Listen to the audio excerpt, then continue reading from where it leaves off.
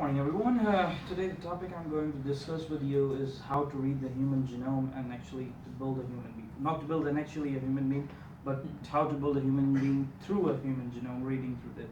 So, next 5 to 7 minutes, I will take you to a journey which is probably one of the most biggest dream of the humanity, and is the standard code of life that we call the DNA on the human genome.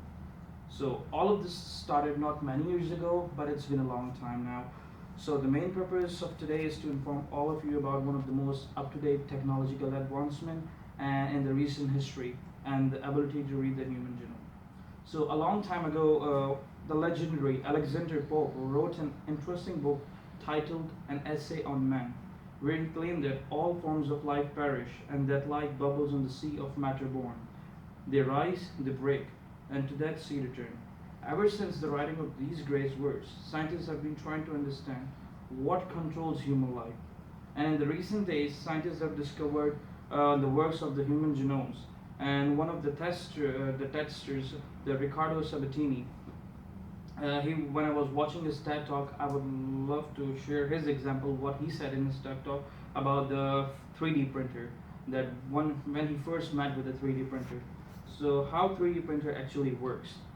So elements, a bit of information, some raw material, and some energy, and it can produce anything that was not there before and that was not in the existence. So the ability to read genome and build a human being has been one of the most groundbreaking technologies in the recent history. And the first human genome, if you guys doesn't know, was discovered in 2003 after the research work of almost 2 decades and cost around $3 billion. So it is important to have knowledge on the issue due to the effect that it has on the future of the medicine. So let's talk about the 3D printer first. So the 3D printer technology, is it new to us? Some of you might say yes, but it's not. According to Riccardo Sabatini, the example which he gave, I would love to share with you, that as he says that the 3D printer, we know that is our mom. A bit of information between our mom and dad in this case, and the raw element is the energy in the same area that is the food. And after several months, that produces us. And we were not there before. So what we wanted to know today is actually what amount of information we need to build a human being. And according to Kelly Surwick, the number of atoms or file which is going to be saved into a drive, to just build a human child, a little baby, will actually fill an entire flash drives of Titanic multiplied by 2000 times. So this is the miracle of life. Every time from now on, it will change the perspective of you whenever you see a pregnant lady. So she's assembling one of the biggest amount of information or the data you will ever encounter. Forget big data, forget anything you have ever heard of. This is the biggest amount of information that has ever existed. But nature is far smarter than our science and technology. And in 4 billion years, it's managed to pack all of this information in just one small crystal known as DNA. So, as I was talking, that the ability to read the genome and build a human being has been one of the most groundbreaking technologies, but it is one of the most controversial and the well-researched issues in the modern history also. But it has the capability to change the human life forever if approached in the right way. And I have been fascinated by the human cell, not for a long time, but yeah, as long as I have been with my roommate, and I studied his collection of books on the human genome, and I've become personally interested in the human genome because of my roommate who's majoring in biomedical engineering at OSU and doing research with one of the most renowned company for personal genome tests, that is 23andMe. And later I will talk to you about what is the specific number 23 is attached to their website. So let's talk about some research on it. So there is a book called Drawing the Map of Life, written by Victor McElhenney, in which he states that scientists have carried out many studies with the intention of understanding the human genome. And to study a human genome, they need to unroll that small crystal known as DNA. And the code of human DNA, it's pretty simple. It consists of only 4 letters. I can write over here. It's easy to understand. That's A, T, C, and G. This looks pretty simple, But to build a human being, you need 3 billions of them. Just to build one human being. And if you put it on a piece of paper, that'll be around 26,200 pages, weighing around 450 kgs. Converted into pounds, that'll be 990 pounds.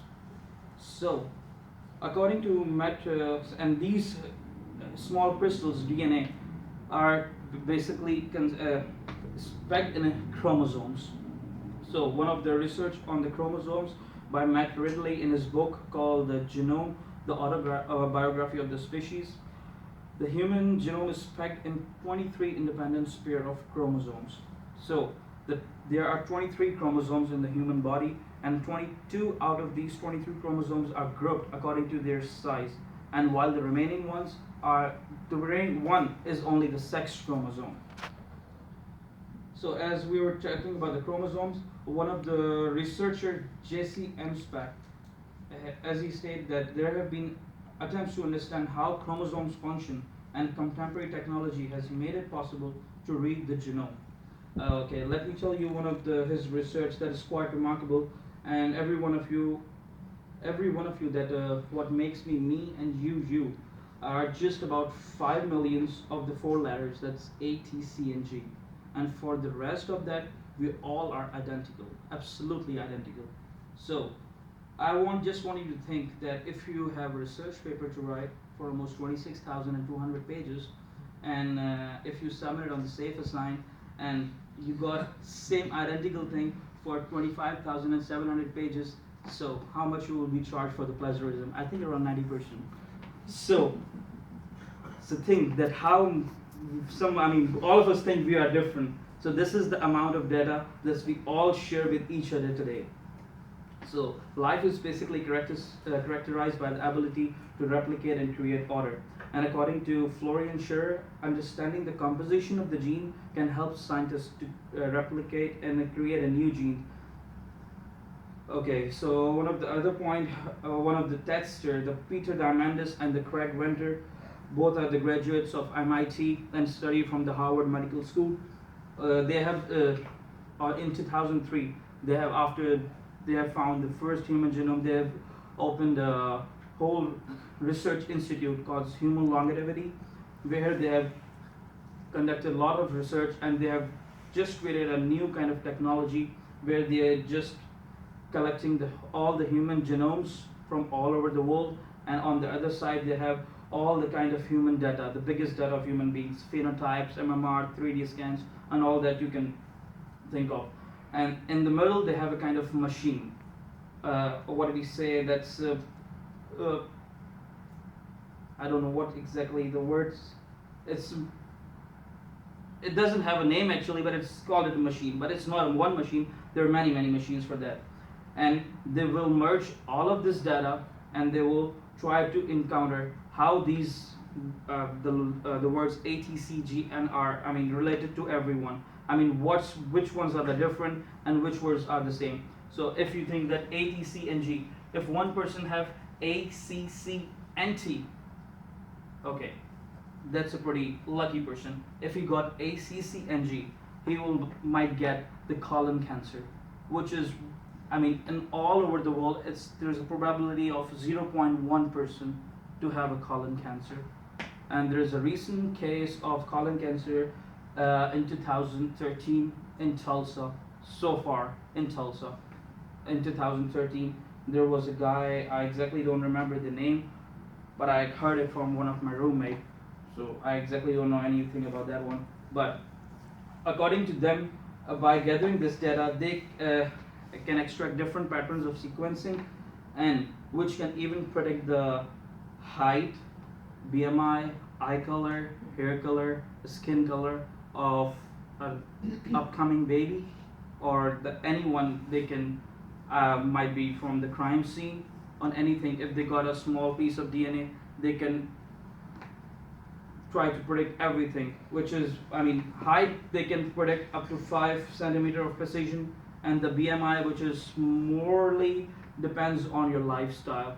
But yeah, the height, eye color, and the hair with almost 80% of the accuracy.